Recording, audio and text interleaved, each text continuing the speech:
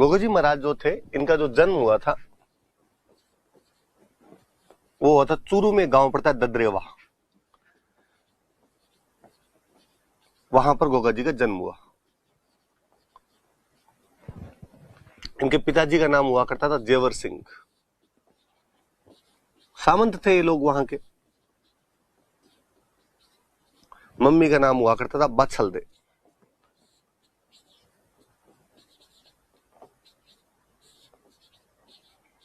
दो तीन जानकारी याद रखना भाई, कि जन्म तो कहां पर हुआ था, ददरेवा चूरू में। पिताजी का नाम था जेवर सिंह और मम्मी का नाम क्या था, बछलदे था। मुझे याद है किसी एक एग्जाम में पूछा हुआ था कि जेवर सिंह और बछलदे कौन से लोक देवता के माता पिता का नाम था, तो गोगा जी महाराज के माता पिता का नाम था।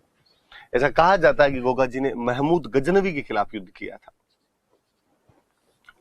महमूद गजनवी जब 1000 ईस्वी के आसपास में भारत पर कई अटैक करता है, उस दौरान एक अटैक जब वो पंजाब वाले रास्ते से हनुमानगढ़ की तरफ से होकर निकल रहा था, इस तरफ से अपने राजस्थान से होकर निकल रहा था, तब कहते हैं बीच में गोगा जी उससे युद्ध करते हैं। जब वो गोगा जी को युद्ध करते हुए देखता है तो वो महमूद गजनवी कहता है कि यार ये आदमी तो जाहिर पीर लगता है। क्या लगता है? जाहिर पीर लगता है। अरबी भाषा का शब्द है जिसमें जाहिर का मतलब है साक्षात, पीर का मतलब देवता। कि ये व्यक्ति तो साक्षात देवता के समान लगता है, जाहिर पीर के समान लगता है। जैसे अपन कई बार बोलते हैं कि ये बात जाहिर तौर पे सही है, मतलब ये बात साक्षात सही है एकदम, इसमें कोई रौला रप्पे वाली बात नहीं है। पीर का मतलब मैंने बताया था कि आप हिंदुओं में जिसको देवता कहते हो, मुसलमानों में उसी को आप क्या कह लो, पीर कह लो। सिंपल क्वेश्चन बनता है, कोई पूछेगा कि कौन से लोक देवता को जाहिर पीर के नाम से जाना जाता है? गोगा जी। ऐसा किसने कहा था उनको? तो गजनवी ने कहा था। महमूद गजनवी के खिलाफ उन्होंने युद्ध किया था और महमूद गजनवी ने उनको ये बात कही थी, याद रखना।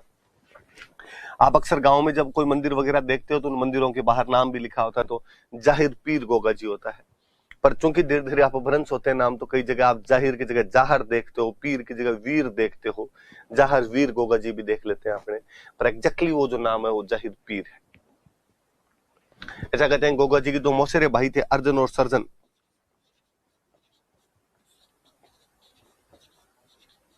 ये दोनों एक बार गायों की लूट के लिए आए हुए थे। गोगा जी के गांव से गायें लूट के लेके जा रहे थे लोग, और गोगा जी अपने मौसेरे भाइयों के खिलाफ ही लड़ते हैं, गायों की रक्षा के लिए लड़ते हैं। जिस प्रकार बाबू जी लड़े थे उसी प्रकार गोगा जी लड़ते हैं, और गायों की रक्षा के लिए युद्ध में लड़ते हुए शहीद हो जाते हैं। तो अर्जुन और सर्जन के खिलाफ लड़े थे, ये उनके मौसेरे भाई थे अर्जुन और सर्जन। किस लिए लड़े? तो गायों की रक्षा के लिए, फॉर प्रोटेक्शन ऑफ काउज। गायों की रक्षा के लिए लड़े थे और लड़ते हुए उस गांव के अंदर शहीद हो गए थे। नॉर्मल सी बातें कि इनके जन्म ददरेवा में हुआ, पापा का नाम जेवर सिंह था, मम्मी का नाम बछलदे था। महमूद गजनवी के खिलाफ युद्ध किया तो गजनवी ने इनको जाहिर पीर कहा था। अपने मौसेरे भाइयों अर्जुन सर्जन के खिलाफ गायों की रक्षा के लिए लड़ते हुए गोगा जी महाराज शहीद हो गए थे। ऐसा माना जाता है कि ददरेवा जो इनका जन्म हुआ था, उस युद्ध के दौरान जब वो अर्जुन सर्जन के खिलाफ लड़ रहे थे तो यहाँ उनका सिर कट के गिर गया था, इसलिए यहाँ पे जो मंदिर बना हुआ उसको शीर्ष मेड़ी कहते हैं। शीर्ष मेड़ी कहा जाता है। और हनुमानगढ़ में एक जगह पड़ता है गोगा मेड़ी। आपको याद आना चाहिए कि मैंने आपको जब त्योहार और मेले पढ़ाए थे तब मैंने बताया था कि भाद्रपद कृष्ण नवमी को गोगा नवमी होती है, जब ददरेवा चूरू और गोगा मेड़ी हनुमानगढ़ के अंदर मेले लगते हैं। एग्जैक्टली वो कहते हैं उनका सिर कट के गिर गया था ददरेवा में, बाकी वाला धड़ नीचे का शरीर कट के गिरा था, गोगा मेड़ी के अंदर गिरा था। तो धड़ मेड़ी बनी हुई है गोगा मेड़ी। मेड़ी का मतलब तो मंदिर है, जहां सिर गिरा वहां पे शीर्ष मेड़ी, जहां पे धड़ गिरा वहां पे धड़ मेड़ी। पर वो धड़ से धीरे धीरे नाम पड़ गया धुर, तो धुर मेड़ी कहते हैं। ऐसे कहा जाता है कि एक जालोर में एक जगह पड़ती है खिलेरियों की ढाणी।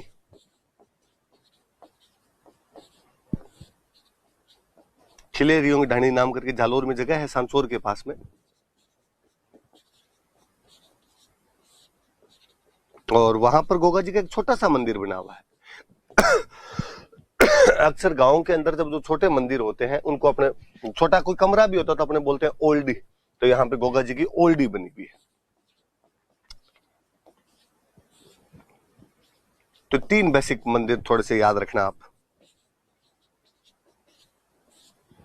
अपने की ददरेवा में इनकी सिरस मेड़ी बनी हुई है, गोगा मेड़ी में धुर मेड़ी बनी हुई है, खिलेरियों की ढाणी सांसोर जालोर में गोगा जी की ओल्डी बनी हुई है। हम गोगा जी क्यों मानते हैं? तो हम इनको सर्परक्षक देवता के रूप में पूछते हैं भाई। कि यदि गांव में सांप किसी को खा जाता है तो किसकी पूजा की जाए? तो कि गोगो जी महाराज की पूजा की जाए। तो सर्परक्षक देवता है।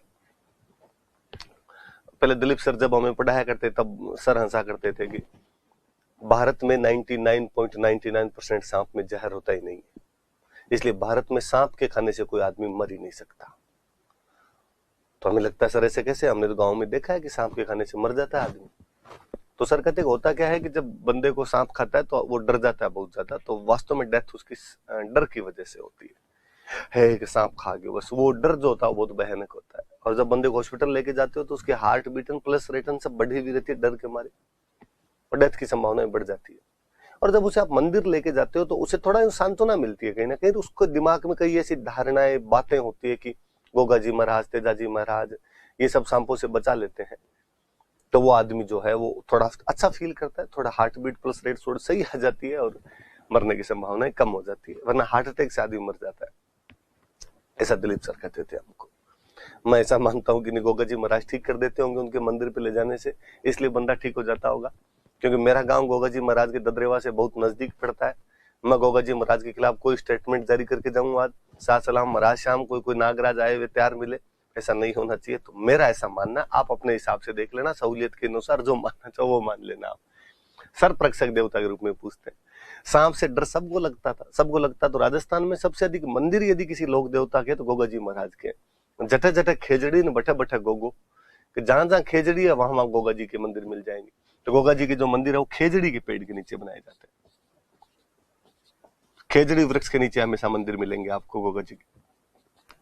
अब ये भी मुझे लगता है यार इसमें कई याद करने वाली बात है। राजस्थान में खेजड़ी थी तो खेजड़ी के नीचे बनाएंगे। कौन से यहाँ पे पपीते थे जो उनके नीचे मंदिर बना लेते हैं अपने, तो खेजड़ी के नीचे उनके मंदिर बने हुए रहते हैं। मेडी होती है गोगा जी महाराज की, जो मेडी बनी हुई रहती है। एक राइटर में कवि मेह, और कवि मेह ने एक बुक लिखी है, ये याद रखना, गोगा जीरा रसावड़ा।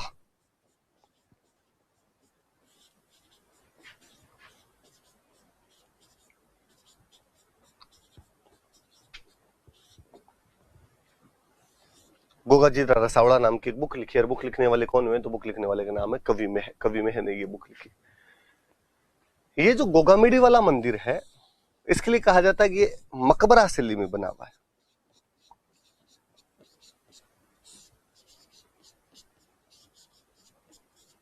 मकबरा शैली के अंदर बना, ऐसे बना हुआ जिस प्रकार कोई मकबरा बना हुआ होता है। और इसके अंदर एक शब्द लिखा हुआ है बिस्मिल्लाह, अरबी शब्द है बिस्मिल्लाह, वो शब्द लिखा हुआ है इसमें। नॉर्मली बिस्मिल्लाह का मतलब होता है श्री गणेश करना, शुरू करना किसी भी काम को, लो बिस्मिल्लाह करो इस चीज को। तो जो हिंदू श्री गणेश लिखते हैं उस रूप में किसी ने बिस्मिल्लाह लिख दिया होगा, मकबरा शैली में बना हुआ है।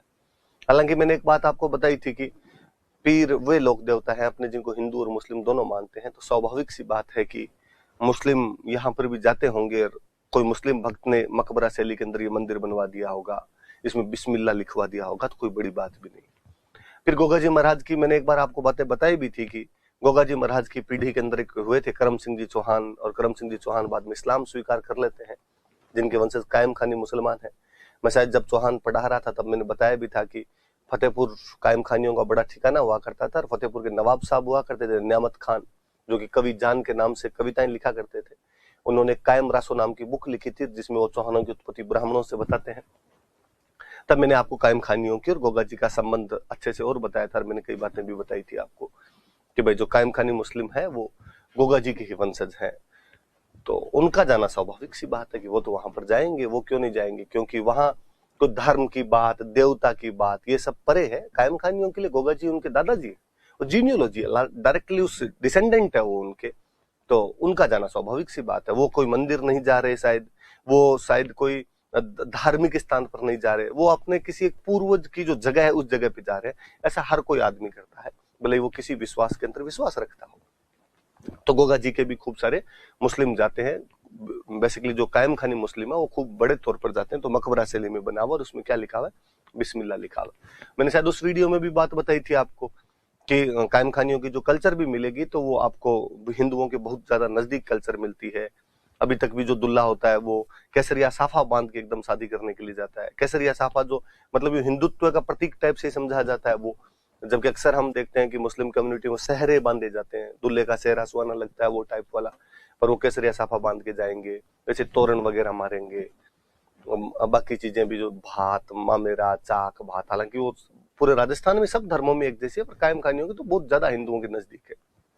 मैंने शायद उस वीडियो में और बताया होगा, जहां तक मुझे याद है मैंने बात बताई थी कि आज भी नाम भी वैसे मिल जाते हैं एकदम, भंवरू खां, कालू खां, राजू खां, नाम वैसे मिल जाते हैं। 2014-15 की बात है, मैं एक बैच के अंदर पढ़ा रहा था और मैंने बताई ये बात कि कायम खानी मुस्लिम गोगा जी के वंशज हैं और उनके नाम आज भी हिंदू नाम जैसे मिल जाते हैं एकदम, नाम कालू खां, राजू खां, भंवरू खां होते हैं। एक बच्ची खड़ी हुई और उस बच्ची ने कहा कि सर कालू खां, भंवरू खां, राजू खां, आप थोड़े आगे चले गए सर, मैं कायम खानी मुस्लिम हूँ, मेरे दादाजी का नाम ठाकुर लक्ष्मण सिंह चौहान है। अभी तक नाम तो सर प्योर ही वैसे पड़े हैं एकदम। तो मुझे लगा कि यार ये तो और भी अपने को तो जानकारी नहीं थी, बच्ची ने आज अच्छी जानकारी दी है तो, और इस वजह से थोड़ा ज्यादा है। मैं ये बात थोड़ी आपको इसलिए बता रहा था कि मैं मेरे एक सेंटेंस को कॉन्ट्राडिक्ट करूंगा यहाँ पे। मैं जब शुरू कर रहा था तो मैंने कहा था कि पीर वे लोक देवता है जिनको हिंदू और मुस्लिम दोनों मानते हैं, यकीनन वो ही लोक देवता है जिनको हिंदू और मुस्लिम दोनों मानते हैं। और पीर का मतलब ही है कि वहां पे मुस्लिम भी जाते हैं, इसीलिए उनका नाम पीर पड़ा है। पंच पीर वाली अवधारणा यही है। पर आरपीसी जो ना करवाई वो है जी। मुझे याद है आरपीसी ने एक बार एक क्वेश्चन पूछा था, क्वेश्चन में पूछा कि इनमें से कौन से लोक देवता को मुस्लिम भी मानते हैं, और उसने पाबूजी, हड़बूजी, गोगा जी और मल्लीनाथ जी 4 ऑप्शन देके गोगा जी उत्तर मान लिया था। यदि अब उसको कोई देखे तो वो कहेगा यार पाबूजी हड़बूजी भी तो पंचपीरों में आते हैं, पंचपीरों को तो मुस्लिम मानते हैं। पर पेपर बनाने वाले ने दिमाग ज्यादा लगाया होगा और उसको लगा होगा यार गोगा मेडी वाला मंदिर तो मकबरा शैली में ही है, बिस्मिल्लाह लिखा हुआ है, मुस्लिम इतनी बड़ी संख्या में जाते हैं, कायम खानी इतना ज्यादा मानते हैं, तो उसने उस रूप में पूछ लिया। तो वो भी क्वेश्चन यदि कोई रिपीट कर दे तो आपके दिमाग में रहे। फिर आप कहोगे सर फिर पहले वाली बात हम क्यों माने, कभी अगला क्वेश्चन मेंस में पूछे कि पंच पीर क्या होते हैं तो बताना कि पीर वे लोग देवता है जिनके हिंदू और मुस्लिम समान रूप से पूजा करते हैं, तथा राजस्थान में ये 5 पीर है। तो मैं इसलिए दोनों बात बता रहा था आपको, तो ध्यान रखना है सारी बातें। ये भाई गोगा जी महाराज की जितनी बातें थी मैंने आपको बता दी।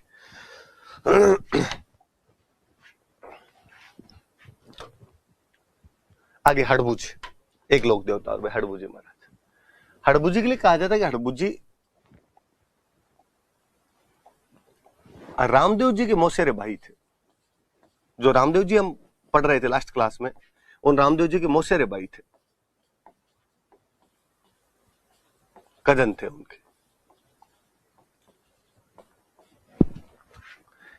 नागौर में गांव पड़ता है भुंडेल, वहां पर जन्म हुआ था।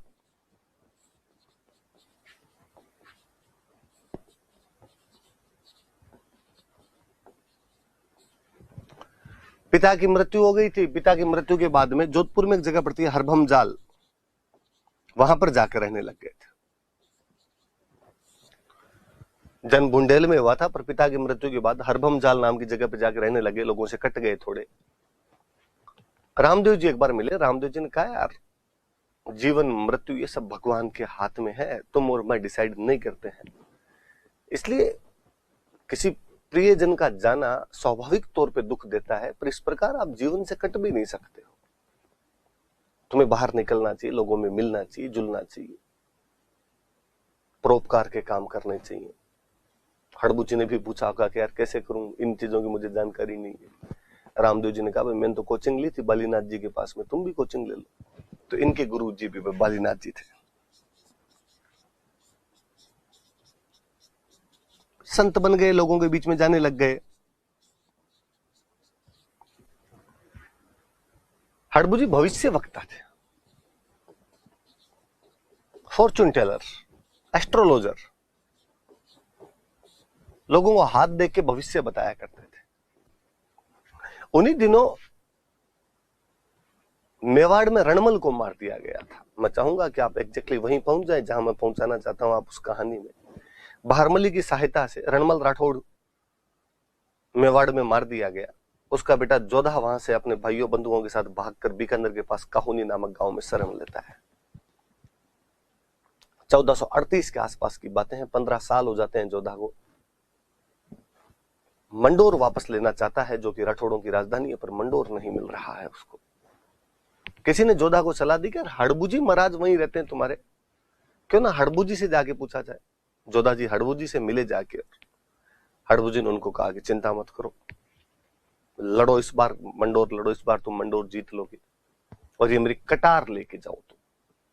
कहते हैं जोधा उस युद्ध में हड़बूजी की कटार लेके गया, उस युद्ध को जीत लेता है, मंडोर पर कब्जा कर लेता है। हम देखते हैं कि उसके बाद अमड़ बावड़ की संधि होती है और कुंभा कह देता है कि हाँ ठीक है, मंडोर जोधा के पास रहने दिया जाए।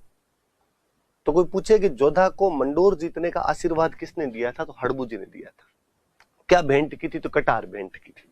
दोनों बात याद रहे। जोधा को मंडोर जीतने का आशीर्वाद दिया, मंडोर जीत का आशीर्वाद दिया,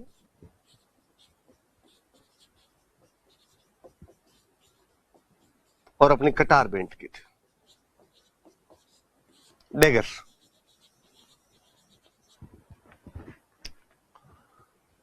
जोधा को अच्छा लगा, जोधा मंडोर जीता। मंडोर जीतने के बाद जोधा ने हड़बूजी महाराज को बुलाया और हड़बूजी महाराज को बुलाकर जोधपुर में एक गांव दे दिया, बेंगटी।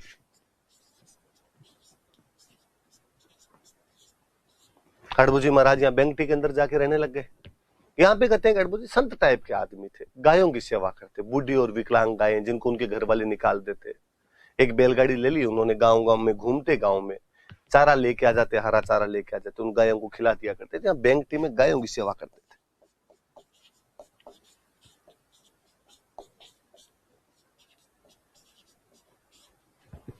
गायों की सेवा किया करते।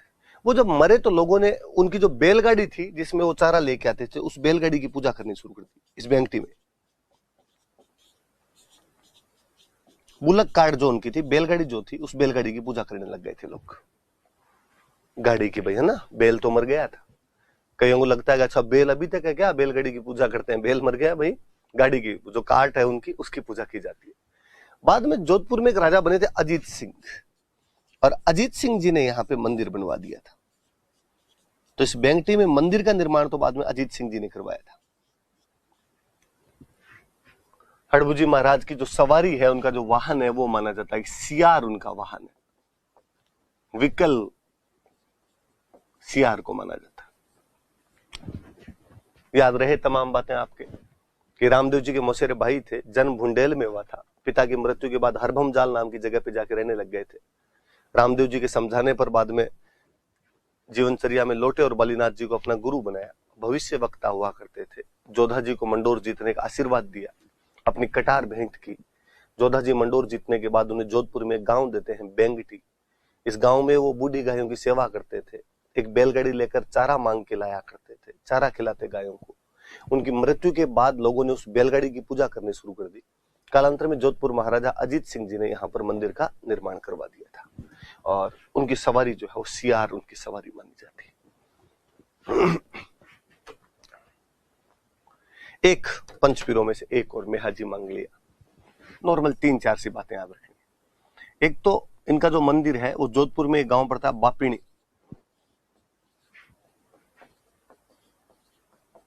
बापिणी में इनका मंदिर है जोधपुर। मेला लगता है वहां पे जन्माष्टमी वाले दिन। आपके दिमाग में आना चाहिए कि जन्माष्टमी कब आती है, मेरे बिना बताइए।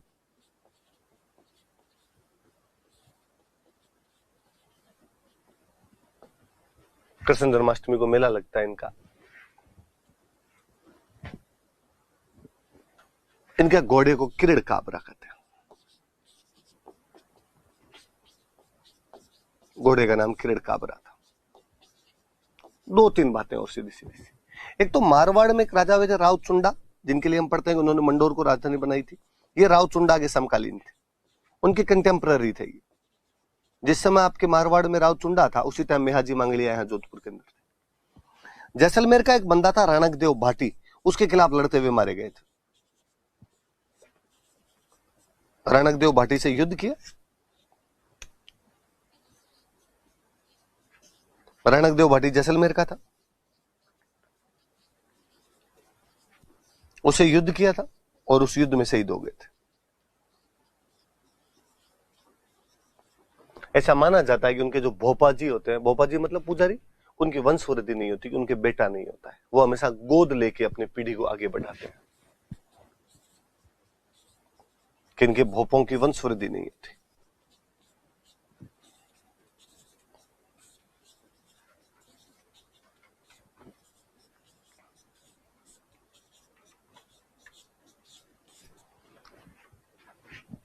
मंदिर बापिणी जोधपुर में बना हुआ है। मेला कृष्ण जन्माष्टमी को लगता है। घोड़े का नाम किरण काबरा है। जोधपुर के राव चुंडा के समकालीन थे। रणकदेव भाटी जैसलमेर के खिलाफ युद्ध करते हुए लड़ते हुए मारे गए थे और इनके भोपों की वंशवृद्धि नहीं होती। ये पंचपीर, जो 5 पीर जो है वो हमने पढ़ लिए। आगे बढ़ते हैं हम इसके बाद। पश्चिमी राजस्थान के एक बड़े लोक देवता तेजाजी महाराज, फोटो देख लीजिए, मैं आगे बात बताता हूँ फिर तेजाजी महाराज की आपको।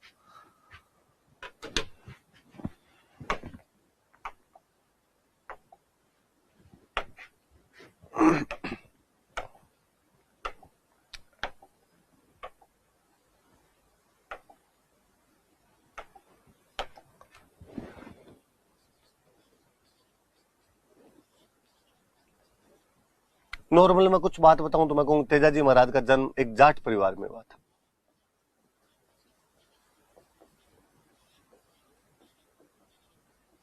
आप पूछो इसका जन्म हुआ कहां, पहले ये तो बताओ। तो नागौर के अंदर एक गांव पड़ता है खरनाल, वहां पर तेजाजी महाराज का जन्म हुआ था।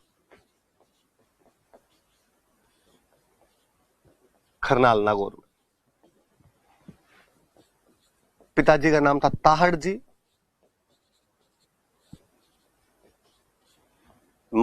मम्मी का नाम था रामकुमारी,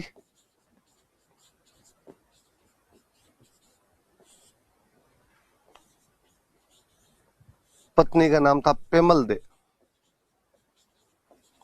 और ये जो पेमल दे थे ये अजमेर में गांव पड़ता है पनेर, वहां के रहने वाले थे। घोड़ी की बात एक दिन में पहले डिस्कस कर चुका था आपको कि राजस्थान में घोड़ों को लीला ही बोलते थे। तो रामदेव जी का घोड़ा था लीलो और तेजाजी महाराज की घोड़ी थी तो इसको बोलते थे लीलन। इनके जो पुजारी जी होते हैं, जो भोपा जी होते हैं, उनको बोलते हैं घोड़ला।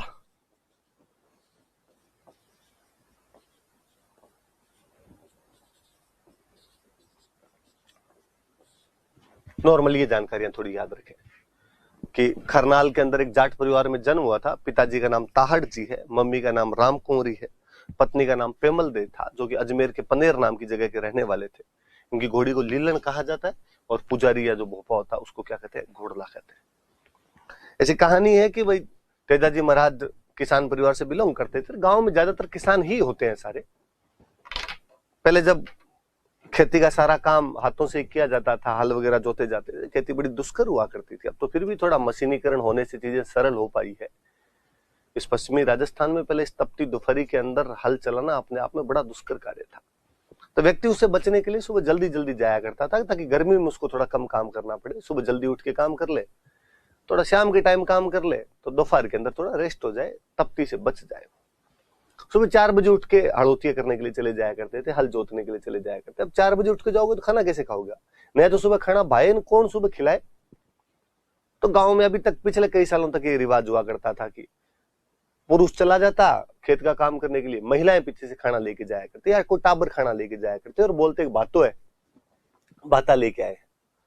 कहते तेजाजी महाराज का शादी तो हो रखी थी पेमल दे के साथ पनेर में, पर मुकलावा नहीं हुआ था अभी तक। मुकलावा या गोना जिसको अपने बोलते हैं। गांव में अक्सर बाल विवाह तो कर दिए जाते हैं पर लड़की को भेजते नहीं है जब तक वो शाणी नहीं हो जाए। मुकलावा बाद में किया जाता है उसका। तो तेजाजी महाराज का तब तक मुकलावा हुआ नहीं था। तेजाजी महाराज एक दिन खेत गए हुए और हल चला रहे थे। उनकी भाभी हमेशा खाना लेके जाया करते थे। उस दिन भाभी जी थोड़े लेट हो गए। आप सोच के देखिए, इस गर्मी के अंदर कोई हल जैसा काम करे, हल चलाना अपने आप में यार बड़ा कठिन कार्य था। और टाइम पे खाना नहीं मिले तो आंतड़ियां जवाब दे जाए यार अंदर से। तो तेजाजी महाराज खाना लेट पहुंचा, भाभी जी लेट पहुंचे। मान लो इसे 11 बजे खाना होता है तो 2 बजे पहुंचे भाभी जी। तो तेजाजी महाराज ने कह दिया उनको, भाभी जी कम से कम खाना तो टाइम पे ले आया करो, आपको नहीं दिखता कि आदमी सुबह से लगा हुआ है। भाभी जी ने वापस डायलॉग दिए और भाभी जी ने कहा, इतने गर्म फल के खाने हैं ना तो खुद बड़े लेके आओ, मेरे से तो ऐसे ही लाया जाएगा। इस बार तेजाजी का ईगो हर्ट हुआ। और तेजा जी ने कहा अब तो खाना खाएंगे तो खुद वाली के हाथ का ही खाएंगे, आपका लो टिफिन ही पैक रख लो बोले। पनेर ससुराल था। कहते हैं तेजा जी अपने पत्नी पेमल दे को लाने के लिए पनेर के लिए रवाना हुए। मुकलावा लेने जा रहे थे, पहली बार अपने ससुराल जा रहे थे तैयार होके, तो बाकायदा शेरवानी पहनी हुई, सिर पे कलंगे साफे, तुर्रे एंटीने सब लगाए हुए, मोड़ बांधे हुए, हाथ में तलवार भाला सब लिए हुए, हथियार लेके इसलिए जाया करते थे कि वापस जब महिला को लेकर आप साथ में आओगे तो महिला के गहने पहने हुए होते थे, और गहने पहने हुए तो लूटपाट का डर रहा करता था, इसलिए अक्सर हथियार साथ में लेके जाया करते कि बीच में ऐसी कोई स्थिति आ जाए तो संभालने की जरूरत तो पड़े। कहते तेजा जी महाराज जब जा रहे थे तो रास्ते में गांव आता है सुरसुरा, सुरसुरा नाम का गांव था, और वहां पर एक महिला हुआ करती थी लाछा, गुर्जर जाति की एक महिला हुआ करती थी लाछा। उनकी गायों को मेर लूट के ले गए थे। अकेली महिला बेचारी कुछ कर नहीं पाई उनके खिलाफ, और मेर गायों को लूट के ले। गायों की लूटपाट पहले आम हुआ करती थी, गायों को बचाना भी उतना ही आम बात हुआ करती थी। उसने जब देखा कि एक जेंटलमैन सूट बूट धारी एकदम हाथ में तलवार भाला लिए साफा बांधे हुए घोड़े पे सवार होकर जा रहा है, वो तेजा जी महाराज को रोकती है और उनको कहती है कि मेरी गायों की रक्षा करो, आप मेरे धर्म के भाई हो। कौन ले गया तुम्हारी गाय? तो मेर लूट के ले गए। किधर गए? तो इस तरफ गए हैं वो। तेजा जी महाराज कहते हैं उन लुटेरों का पीछा करने के लिए जाते हैं। जब रास्ते में तेजा जी महाराज जा रहे थे तो कहते हैं एक सांप जल रहा था। अक्सर ऐसा माना जाता है कि यदि सांप जल रहा हो तो उसको जलने दिया जाना चाहिए, बाहर नहीं निकालना चाहिए। और गांव में ऐसा कहते हैं कि सांप को मारने के बाद में यदि जला देते हैं तो ठीक रहता है, उस सांप को मोक्ष मिल जाती है, मुक्ति मिल जाती है, वरना सांप वापस जिंदा हो जाता है यदि उसे जलाया नहीं जाता है। और गांव की कहानियां और वैसे जो अक्सर आप फिल्मों में भी देखते हो कि सांप न केवल जिंदा हो जाता है बल्कि जिसने उसको मारा उसकी तस्वीर अपनी आंखों में उतार लेता है और जानी दुश्मन बन के बदले और लेता है बाद में। तो अक्सर गांव में सांप को मरने के बाद जला दिया जाता है। तेजा जी महाराज जब गायों की रक्षा के लिए जा रहे थे, लाछा गुजरी की गायें बचाने के लिए, रास्ते में उन्होंने देखा कि एक सांप जल रहा है। भूलवश उन्होंने अपने भाले से उस सांप को बाहर निकाल दिया। वासुकी नाग, बासक नाग बाहर निकाला और उसने तेजा जी को कहा यार ये काम तो बहुत गलत किया, मुझे तो मोक्ष मिलने वाली थी, पहुंचने वाला ही था मैं, तो तूने बीच में अड़ंगा लगाया इस बात के लिए। तो तेजा जी महाराज ने कहा सॉरी यार, मुझे पता ही नहीं था, मुझे लगा तू जल रहा है इसके अंदर। उसने कहा सजा मिलेगी इस बात की। तेजा जी ने कहा कि मैंने अपराध किया है, तुम्हारे खिलाफ सजा भुगतने के लिए तैयार हूं, पर पहले मैं लाछा गुजरी को वचन दे के आया हूं कि उसकी गायें बचाऊंगा। एक बार मुझे गायों के लिए जाने दे, तू वापस आऊंगा मैं तेरे, तू कहेगा वैसे कर लूंगा। सांप ने कहा ठीक। तेजा जी महाराज गए, गायों को वास्तव में बचा के लाते हैं उस युद्ध के अंदर, जीतते हैं उस युद्ध को, लाछा गुजरी की गायें बचाते हैं, पर युद्ध में घायल हो जाते हैं भयंकर। तेजा जी लड़े तो सामने वाले भी लड़ ही रहे थे, सामने वाले को गुब्बारे तो छोड़े नहीं होंगे, युद्ध किया बाकायदा, जगह जगह घाव लगे हुए एकदम। उस गहलावस्था में भी वचनों का पक्का वह व्यक्ति सांप के पास पहुंचा और उसको कहा कि मैंने तुम्हारे प्रति जो भी अपराध किया उसकी सजा भुगतने के लिए तैयार हूं। सांप ने कहा मैं और क्या सजा दे सकता हूं, मैं तो डंक मार सकता हूं, लेकिन डंक तेरे मारूं कहां, तेरे चारों शरीर पे खून खून है। तेजा जी महाराज ने कहा कि बाकी सब जगह तो सही है तेरी बात कि मेरे खून हो रखा है, पर जीभ जीभ पे तो खून नहीं होता है। कहते उस सांप ने उनकी जीभ पे डंक मारा था। आज दिन तक आप तेजा जी महाराज की कोई भी फोटो देखेंगे, उनमें जो नाग देवता उनके जीभ पर डंक मार रहे हैं। तेजा जी महाराज की मृत्यु उस युद्ध में घायल होने के बाद सांप के काटने से अजमेर में सुरसुरा नामक जगह पर हो गई थी। सांप के काटने से उनकी मृत्यु हुई। पर तेजा जी महाराज ने कहा कि आज मेरी मृत्यु जरूर सांप के काटने से हो रही है, लेकिन आज के बाद मैं किसी को सांप के काटने से मरने नहीं दूंगा। हम तेजा जी महाराज को सर्परक्षक देवता के रूप में पूजते हैं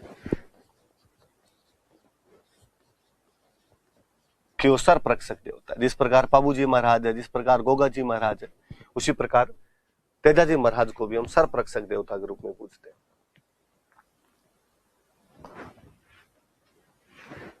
कहते इन्होंने काला बाला से मुक्ति दिलाई थी,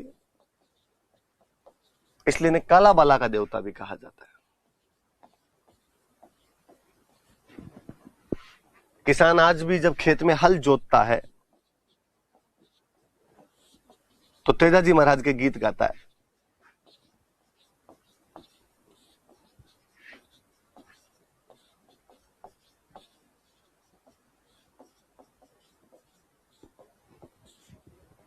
अब तो थोड़ा रिवाज कम हो गया, बाकी बाकायदा पहले जब हल जोता करते थे किसान जोर जोर से गाया करते थे। कोई लाग्यो लाग्यो जेठ आषाढ़ कंवर तेजारे, लग तोड़ो लाग्यो सावण भादवो। जो जैसी राग उसको आया करती थी किसान उस राग में गाया करते थे। किसान ये मानता था कि तेजाजी महाराज राजी होंगे, तेजाजी महाराज बारिश करवाएंगे, बारिश होगी तो धरती से अनाज फूटेगा, अनाज चलेगा। तो किसानों के हल जोतते समय जो गीत गाए जाते हैं वो गीत कौन से होते हैं? तो तेजा गीत होते हैं। तेजाजी महाराज पर डाक टिकट जारी किया जा चुका है।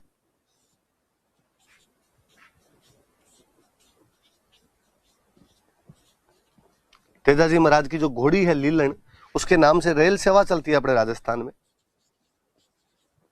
Linen express. कोई पूछे कि भाई कौन से लोक देवता के घोड़ी के नाम पर रेल चलाई गई, तो तेजाजी महाराज के लीलन के नाम पर लीलन एक्सप्रेस चलाई गई। किताबें लिखी गई तेजाजी महाराज पर। किताब एक झुंझार तेजा, झुंझार हुए थे, झुंझार मतलब जुझारू प्रदर्शन किया। लज्जाराम मेहता ने बुक लिखी।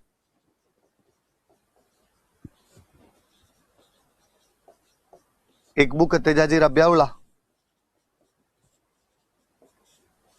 जो बंशीधर शर्मा द्वारा लिखी गई।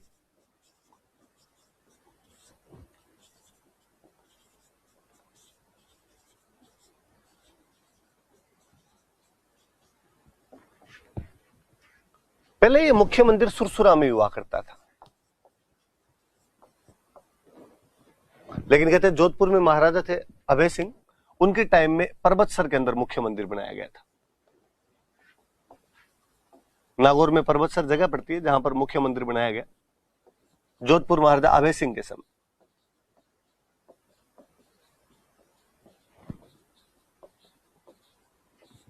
बाकी और खूब सारे मंदिर, सुरसुरा में मंदिर है ही।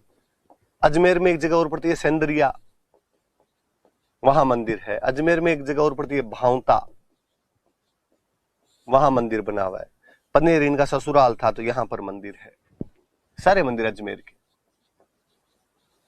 एक याद रखना, बूंदी में एक गांव है बासी दुगारी, यहां पर तेजाजी महाराज का मंदिर। वैसे तो दो गांव अलग अलग, बासी अलग और दुगारी अलग है, पर वो एक साथ बोलते हैं कई गांवों को, तो बासी दुगारी के अंदर भी इनका मंदिर बना है। ये तेजाजी महाराज की बात है। मुख्य मंदिर पर्वतसर में पहले जो सुरसुरा में हुआ करता था, इसके अलावा सुरसुरा में, सेंदरिया में, भावता में, पनेर जो अजमेर के स्थान है यहाँ पर मंदिर है। बासी दुगारी जो कि बूंदी में, यहाँ पर मंदिर बना। तेजाजी महाराज का जो गांव है खरनाल, वहां पर भी मंदिर है, पर खरनाल में तेजाजी महाराज का तो मंदिर है। तेजाजी महाराज की एक बहन थे बूंगरी माता, इन बूंगरी माता का भी मंदिर बना हुआ है।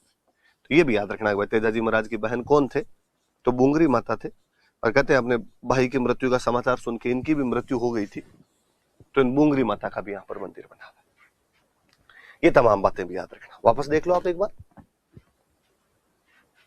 जाट परिवार में खरनाल के अंदर जन्म हुआ। पिताजी का नाम ताहड़ जी था, मम्मी का नाम राम कुंवरी था, पत्नी का नाम पेमल दे था, जो कि अजमेर पनेर के रहने वाले थे। घोड़ी का नाम लीलन था। इनके पुजारी को घोड़ला कहते हैं। लाछा नामक गुर्जर महिला की गायों को बचाते हुए घायल हो गए थे। सुरसुरा नामक गांव में, जो कि अजमेर में सांप के काटने से मृत्यु हो गई थी, हम इनको सर्प रक्षक देवता कहते हैं। काला बाला से मुक्ति दिलाई तो काला बाला का देवता कहते हैं। किसान हल जोतते समय खेत में तेजाजी महाराज के गीत गाता है। तेजाजी महाराज पे डाक टिकट जारी हो चुका है। सचिन पायलट सूचना प्रसारण मंत्री हुआ करते थे उस टाइम। अपने राजस्थान के खूब सारे लोक देवताओं पे, किलों वगैरह पे डाक टिकट जारी कर दिए गए थे। 9, 10, 11 के आसपास में से खूब घटनाएं हुई थी।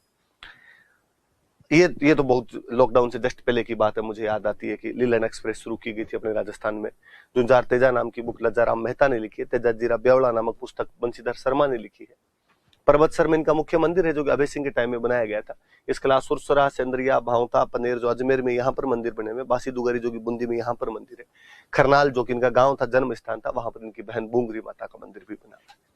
ये तेजाजी महाराज की बात है। बाजा बाजा ढोल, बाजा बाजा ढोल,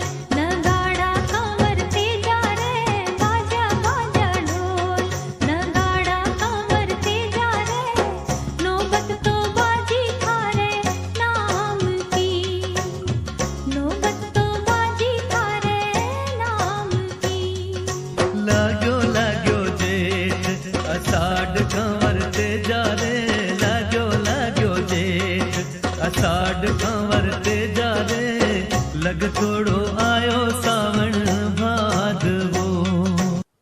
आगे देवनारायण जी महाराज देख लो आप थोड़ा सा, फिर अपने देवनारायण जी की बातें पढ़ते हैं।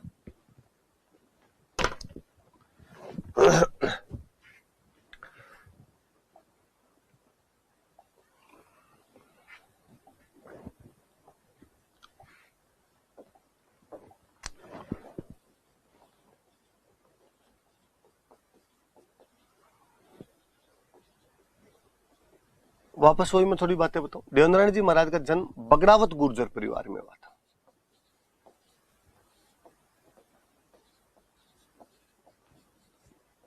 बगड़ावत गुर्जर परिवार में देवनारायण जी महाराज का जन्म हुआ था। हुआ कहां पे? भीलवाड़ा में एक जगह पड़ती आसींद,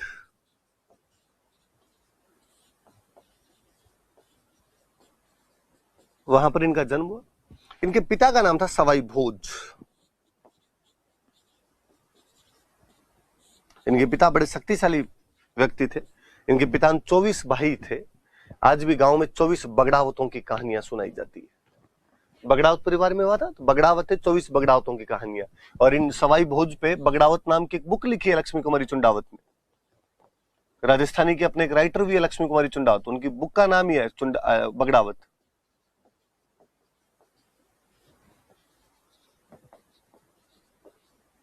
चौबीस बगड़ावतों की कहानियां गांव में बड़े यूं वीरतापूर्वक उनका बखान किया जाता है। इनकी जो मम्मी थी उनका नाम था सेठू।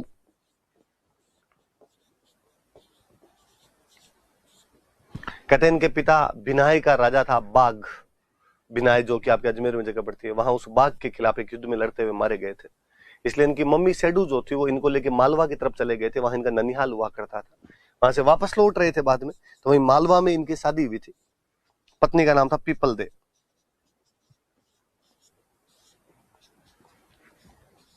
धार के राजा जयसिंह परमार की पुत्री थी।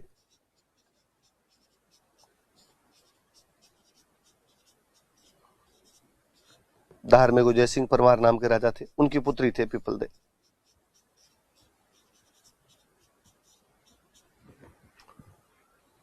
देवनारायण जी महाराज का जो मेला है वो भाद्रपद शुक्ल सप्तमी को लगता है।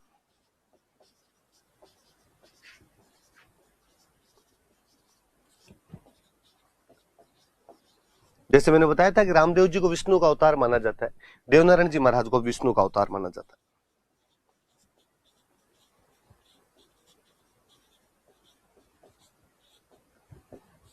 इनको भी विष्णु का अवतार कहते हैं। डॉक्टर साहब थे उस टाइम के, लोगों का इलाज क्या करते थे, दवाइयां बांटते, तो औषधि का देवता कहा जाता है।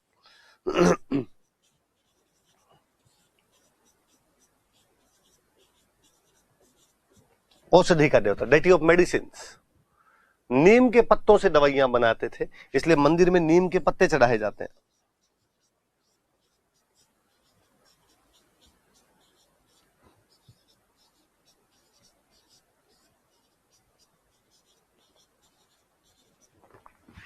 वापस देखना, देवनारायण जी महाराज का जन्म बगड़ावत गुर्जर परिवार में हुआ था। जन्म आसिंद भीलवाड़ा में हुआ। पिता का नाम सवाई भोज था। 24 बगड़ावतों की कहानियां बगड़ावत नाम की लक्ष्मी कुमारी चुंडावत की बुक में लिखी हुई है। माता का नाम सेडू था, पत्नी का नाम पीपल दे था, जो कि धार के जयसिंह परमार की पुत्री थे। मेला भाद्रपद शुक्ल सप्तमी को लगता है। इनको विष्णु का अवतार मानते हैं, डेटी ऑफ मेडिसिन या औषधि का देवता कहते हैं। इनके नीम के पत्ते चढ़ाए जाते हैं। हमारे क्वेश्चन बना हुआ है, क्यों बन गया, कैसे बन गया, अल्लाह जाने। कि इनके मंदिर में मूर्ति नहीं होती, ईंटों की पूजा की जाती है।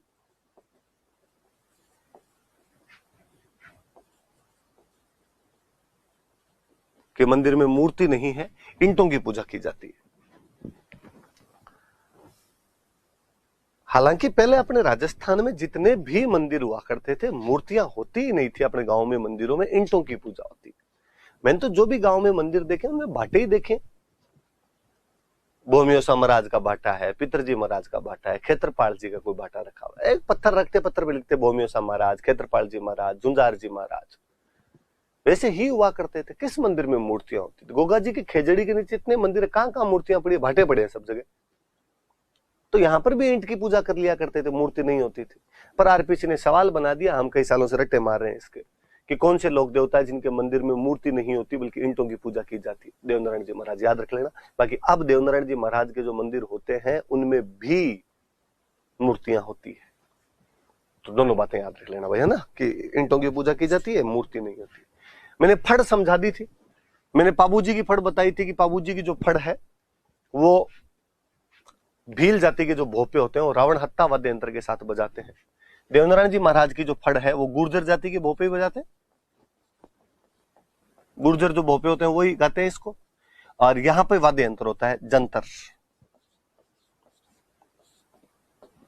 जंतर वाद्य यंत्र के साथ में गाई जाती है। और ये जो है ये सबसे लंबी फड़ है।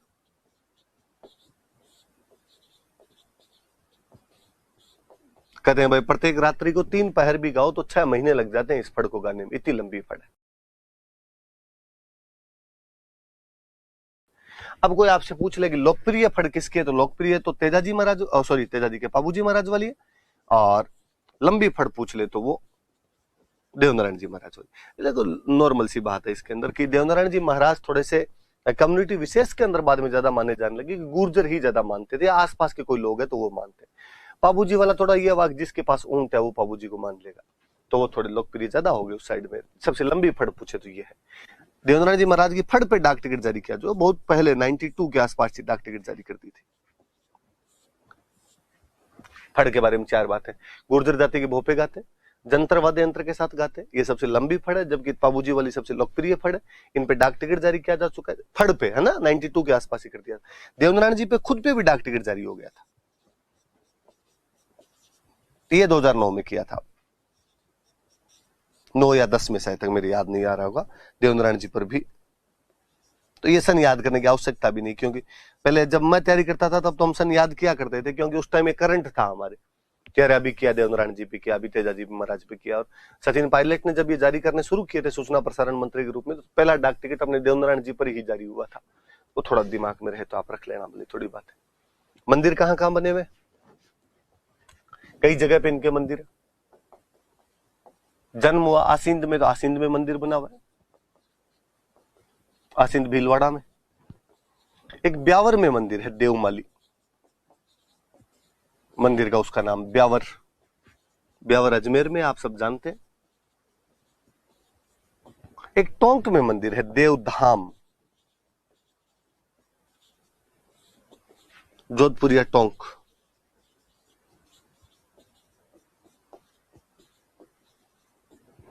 एक चित्तौड़ में मंदिर है देव डूंगरी।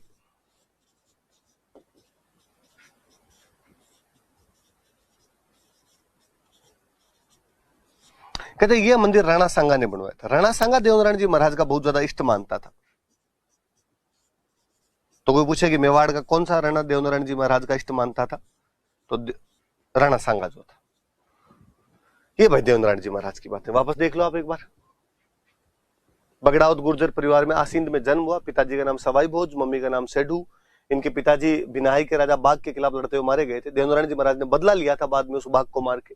पत्नी का नाम पीपल देव, धार के जयसिंह परमार की पुत्री थी। बगड़ाउत नाम की बुक लक्ष्मी कुमारी चुंडाउत ने लिखी है। मेला भाद्रपद शुक्ल सप्तमी को लगता है। विष्णु का अवतार मानते हैं, औषधि के देवता थे, नीम के पत्ते चढ़ते हैं मंदिर में। ईंटों की पूजा होती है, मूर्ति नहीं होती। फड़ गुर्जर जाति के भोपे जंत्रवाद्य यंत्र के साथ गाते हैं, जो कि सबसे लंबी फड़ है, जिस पर डाक टिकट भी जारी हो चुकी है। लोकप्रिय फड़ पाबूजी महाराज वाली है। देवनारायण जी की फड़ पे भी डाक टिकट जारी हो और इन पे खुद पे भी डाक टिकट जारी हो चुका है।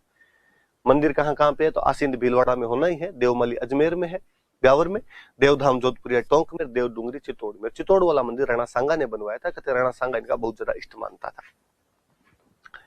अब ये थोड़े बड़े लोग देवता थे अपने ना, या तो पंचपीर मान लो, या बात तेजाजी महाराज और देवनारायण जी महाराज। देव बाबा अब इनके बारे में इतनी जानकारियां नहीं है अपने पास में, थोड़ी कम ही जानकारियां।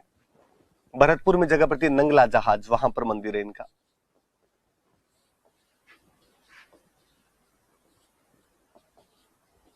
नंगला जहाज भरतपुर में मंदिर।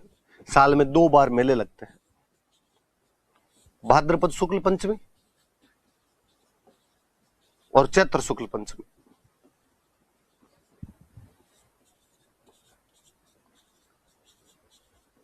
भाद्रपद शुक्ल पंचमी और चैत्र शुक्ल पंचमी को मेले लगते हैं इनके। आपके दिमाग में आना चाहिए कि भाद्रपद शुक्ल पंचमी को हमने पहले भी कुछ पढ़ा था क्या, तो आपके दिमाग में आएगा हाँ यार भाद्रपद शुक्ल पंचमी ऋषि पंचमी है। चैत्र शुक्ल पंचमी तो आपके दिमाग में आएगा गुलाबी गणगौर या चूनड़ी गणगौर। तो जब भी ऐसी तिथियां आई तो ये भी आप दिमाग में लाया करो। मैं अक्सर क्लास में जब पढ़ाता हूँ हंसता रहता हूँ कि देवनारायण जी महाराज का तो एमबीबीएस में सिलेक्शन हो गया था, तो वो तो डॉक्टर बन गए थे, औषधि के देवता है। देव बाबा ने भी तैयारी खूब अच्छी की थी, पर एमबीबीएस नहीं मिल पाया था, थोड़े से नंबर कम रह गए थे, तो वेटरनरी मिला था इनको। तो देव बाबा जो है पशु चिकित्सक है, वेटरनरी डॉक्टर थे भाई। और इनको यदि राजी करना हो तो 7 गाय चराने वालों को भोजन करा दो। 7 काउज हर्ट्समैन यदि भोजन करवा दिया जाता है उनको, तो देव बाबा राजी रहते हैं। केवल इतने इफेक्ट याद करने। मंदिर नंगला जहाज भरतपुर में है। भाद्रपद शुक्ल पंचमी और चैत्र शुक्ल पंचमी को वर्ष में 2 बार मेले लगते हैं। पशु चिकित्सक थे और 7 ग्वालों को भोजन करवाने पे ये राजी रहते हैं। देवता वासना भूखा, ऐसा वो बात है अपने आप। मल्लीनाथ जी, जहां तक मुझे याद है मैंने मल्लीनाथ जी के बारे में आपको पढ़ाया था कि मारवाड़ के राठौड़ राजा थे।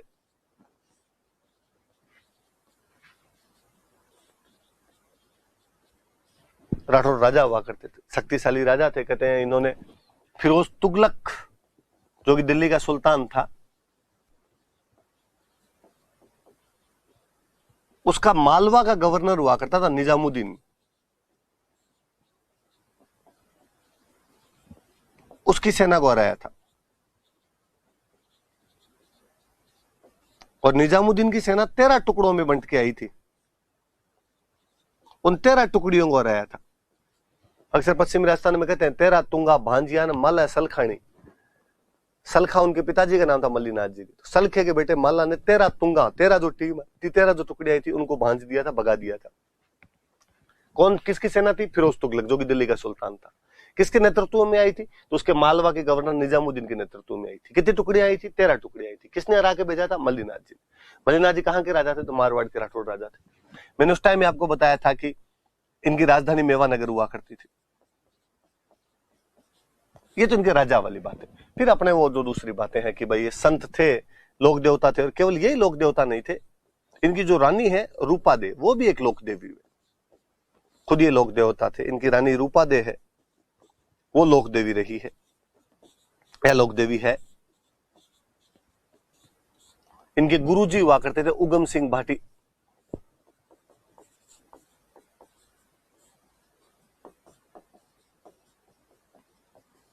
उगम सिंह भाटी इनके गुरुजी हैं। दोनों पति पत्नी ने मिलकर छुआछूत मिटाने के प्रयास किए थे, समाज में भेदभाव समाप्त करने का प्रयास किया।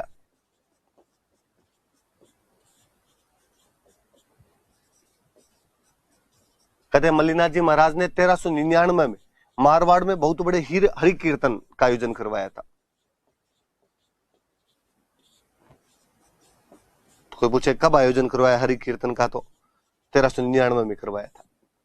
और एक बात और याद रखने वाली सी, इनका मेला लगता है, मंदिर बना हुआ एक बाड़मेर में जगह पड़ती है तिलवाड़ा, वहां तिलवाड़ा में इनका मंदिर है। चैत्र कृष्ण एकादशी से शुक्ल एकादशी तक मेला लगता है।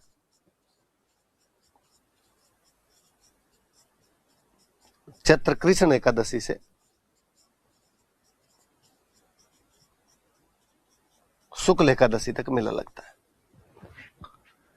मल्लीनाथ जी जो कि मारवाड़ के राठौड़ राजा थे, जिनकी राजधानी मेवानगर थी, दिल्ली के सुल्तान फिरोज तुगलक के मालवा के गवर्नर निजामुद्दीन की 13 टुकड़ियों को हराते हैं, कालांतर में संत बन जाते हैं, उगम सिंह भाटी को अपना गुरु बनाते हैं।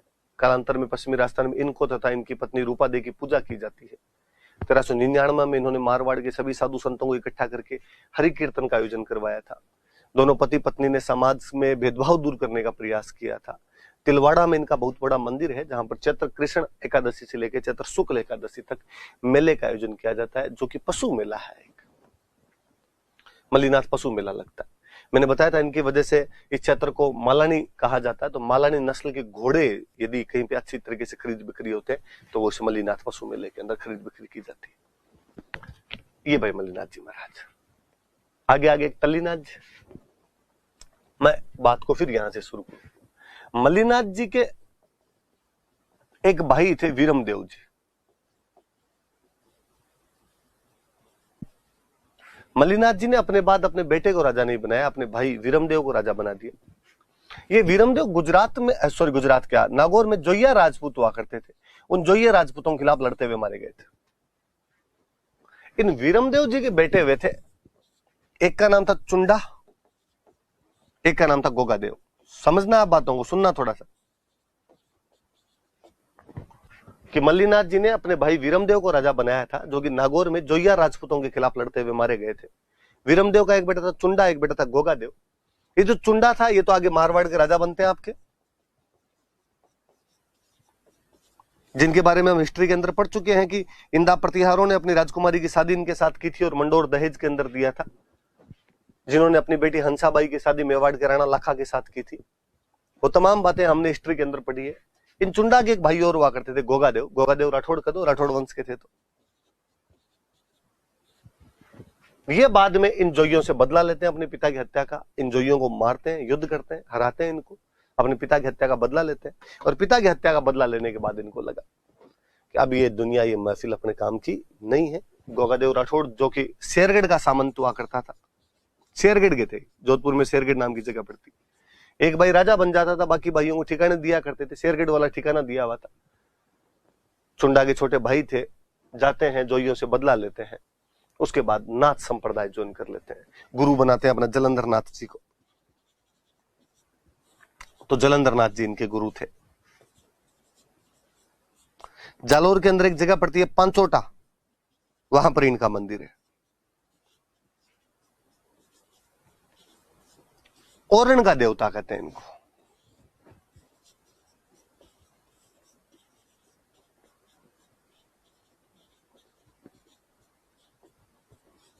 ओरण का देवता कहा जाता है। पहले मैं ये बताता हूं, फिर वापस चीजें समझाऊंगा। ओरण क्या होती है? मंदिरों के आसपास की वह जमीन जहां से पेड़ पौधे नहीं काटे जाते थे, ओरण कहलाती है। पश्चिमी राजस्थान की बड़ी विशेषता थी, लोग इस बात को समझते थे कि यार वैसे बरसात कम होती है और पेड़ पौधे और काट दिए गए तो बरसात होनी एकदम ही बंद हो जाएगी, इसलिए जब मंदिर बनाते तो उनके पास में ओरण रखी जाती थी।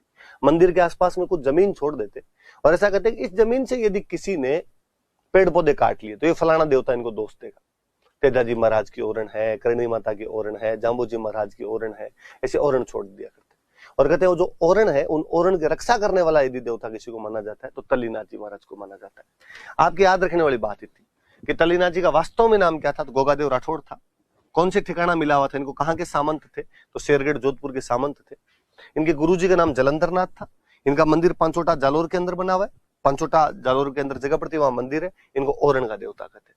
इधर वाली बात याद रहे तो ठीक रहे कि ये मारवाड़ के राजा चुंडा के छोटे भाई थे और अपने पिता वीरमदेव की हत्या का बदला लिया था। जोइया राजपूत जो उन्होंने वीरमदेव को मार दिया था, उनको वापस युद्ध में हरा कर इन्होंने बदला लिया था और बाद में नाथ संप्रदाय ज्वाइन कर लिया था। तो ये दो याद रखना है आपके।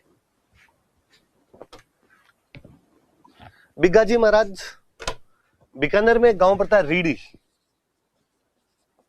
वहां रीडी के अंदर इनका मंदिर है। गायों की रक्षा के लिए लड़ते हुए शहीद हो गए थे।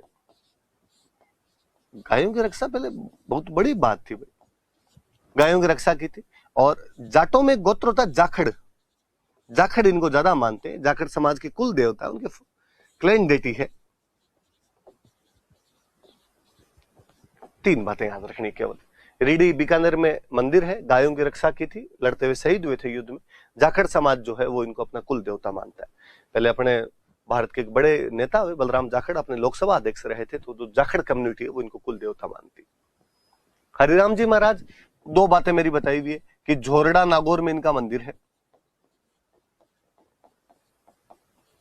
याद करो तो मैंने मेला भी बताया था भाद्रपद शुक्ल पंचमी का, भोजन थाली मेला कामा में, और हरिराम जी महाराज का मेला नागौर में। सर्प रक्षक देवता है, मैंने उस दिन भी ये थोड़ी थोड़ी बातें बताई थी।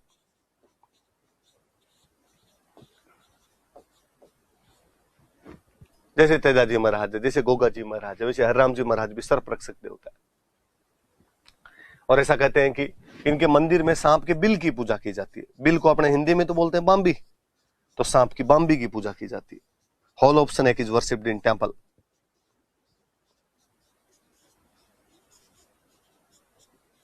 सांप की बस बाम्बी की पूजा करते। चार बात, झोरड़ा नागौर में मंदिर है, भाद्रपद शुक्ल पंचमी को मेला लगता है, सर्प रक्षक देवता है और सांप की बाम्बी की पूजा की जाती है। केसरिया कुंवर जी एक साथ ही मैंने इसलिए लिख दिया कि दोनों सर्प रक्षक देवता राम जी, वो ये गोगा जी के बेटे थे। दोनों बाप बेटे ने एक ही ब्रांच के अंदर एमबीबीएस किया था। गोगा जी महाराज भी सर्वरक्षक देवता है और केसरिया कुंवर जी भी सर्वरक्षक देवता है। इतना ही याद रखना और कुछ याद नहीं रखना। झरड़ा जी, ये सुनना, देखो झरड़ा जी महाराज की बातें बताता हूं मैं आपको। सुनो, बातें सुनो थोड़ी सी। झरड़ा जी महाराज पाबू जी के भतीजे थे। मैंने जब पाबू जी वाली कहानी सुनाई थी, यदि किसी ने थोड़ा बहुत भी ध्यान दिया हो वहां पे, तो मैंने कहा था कि पाबू जी देवल नामक चारण महिला की कैसर कालवी नाम की घोड़ी मांग के लाते हैं। 3 फेरे लिए थे, इतने में देवल वहां पहुंच जाते हैं, कहते हैं मेरी गायों की लूट हो गई।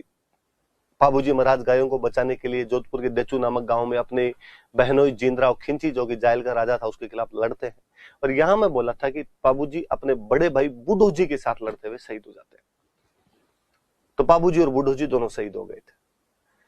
कहते समाचार जब पाबू जी के घर पहुंचाया गया तो बूढ़ो जी की रानी हुआ करते थे, बड़ी इंटेलिजेंट महिला थे। भगवान जाने उनका नाम ऐसा क्यों कर दिया गया। उनका नाम कहानियों में रहता है गेली रानी, क्योंकि बहुत समझदार महिला हुई। गेली रानी के पास में समाचार पहुंचा कि आपके पति बूढ़ो जी और आपके देवर पाबू जी दोनों युद्ध में लड़ते हुए मारे गए हैं। हालांकि युद्ध जीता, उन्होंने गायें बचा ली है, पर वापस नहीं आ सके वो। गेली रानी हाथों हाथ ये समाचार उसी संदेशवाहक के साथ में, रायका जाति का एक व्यक्ति होता है जो पाबू जी के साथ में युद्ध में होता है वहां पे, उसके साथ में वह समाचार अमरकोट पहुंचाती है। फूलमदे पाबू जी का बेटी जो कि वेट कर रही थी, उसको जब ये पता चलता है कि मेरे पति अब नहीं रहे, केवल 3 फेरे ली हुई वो लड़की अमरकोट से यहाँ पर कोल्लू मंडाती है और दोनों दौरानी जेठड़ी यहाँ पर कहते हैं अपने पतियों के साथ में सती हो जाती है। फूलमदे पाबू जी के साथ में और गेली रानी बूढ़ो जी के साथ में। जब गेली रानी सती हो रहे थे तो घर वालों ने विरोध किया कि आप सती नहीं हो सकते क्योंकि आप प्रेग्नेंट हो। गेली रानी उस टाइम प्रेग्नेंट थे और प्रेग्नेंट महिलाओं को सती नहीं करते थे। 7 महीने का गर्भ था, उनके 7 महीने का बच्चा था। उन्होंने जिद की कि मैं सती होंगी। घर वालों ने मना किया, नहीं होने देंगे, आपके बच्चा है, बच्चा मर जाएगा आपके साथ में। कहते उस महिला ने अपने पीठ को चीर के बच्चे को बाहर निकाल दिया था। गांव की भाषा में बोलते हैं कि झाड़ के बच्चे को बाहर निकाल दिया, इसलिए नाम पड़ा झरड़ा।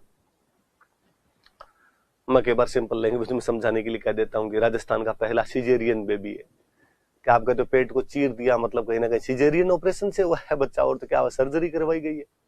तो झरड़ा जी पाबू जी के भतीजे हुआ करते थे, झाड़ के निकाले गए, इसलिए कहते हैं कि इनका नाम झरड़ा जी पड़ गया। पाबू जी के भतीजे थे।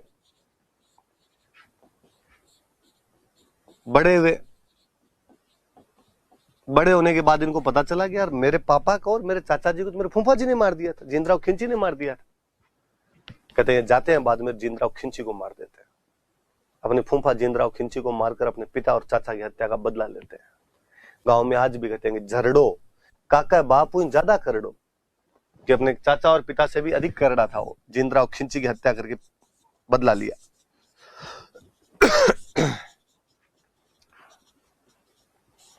जिंदराव खिंची की हत्या की और पिता व चाचा की हत्या का बदला लिया।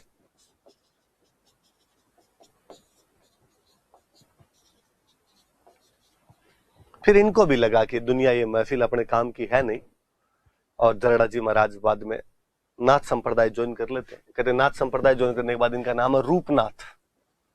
हम इनको रूपनाथ के रूप में पूजा करते हैं।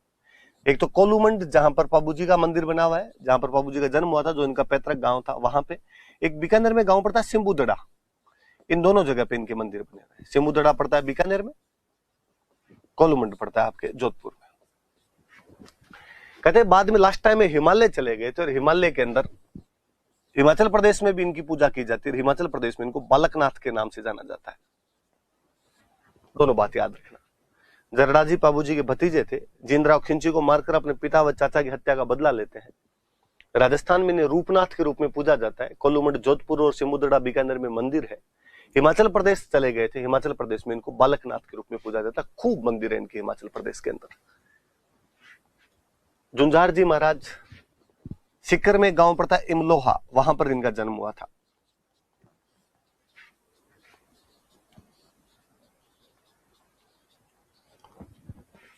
सिक्कर में गांव पड़ता है शालोदड़ा, वहां पर इनका मंदिर है। रामनवमी के दिन इनका मेला लगता है।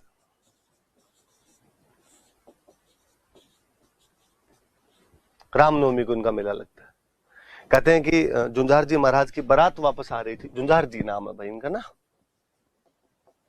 बारात वापस आ रही थी, अपने दुल्हन को लेकर वापस आ रहे थे। इमलोहा गांव आना था, जो इनका गांव था। रास्ते में श्यालोदड़ा गांव में वही गायों की लूट हो रही थी, गांव वाले लड़ रहे थे। बारातियों ने समझाया हमारा भी कर्तव्य, हमें भी लड़ना चाहिए। जुंजार जी और इनके 3 भाई वहां युद्ध लड़ते हैं, युद्ध में लड़ते हुए काम आ जाते हैं, लड़ते हुए मारे जाते हैं। जुंजार जी की पत्नी, जो दुल्हन जो अभी तक अपने घर नहीं पहुंची थी, वो जुंजार जी के साथ में सती होती है। लोगों ने कालांतर में इन वीरों की पूजा करनी शुरू की। मंदिर में एक दुल्हा, एक दुल्हन और 3 भाइयों की मूर्तियां हैं।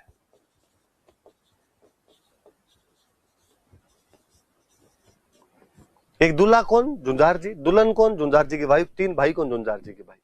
कोई आपसे पूछेगा कि कौन से मंदिर में दूल्हा दुल्हन तथा 3 भाइयों की मूर्तियां लगी हुई है, तो जुंजार जी के मंदिर में लगी हुई है। कहां पर है? श्यालोदड़ा सीकर। जन्म कहां पर हुआ था? इमलोहा में।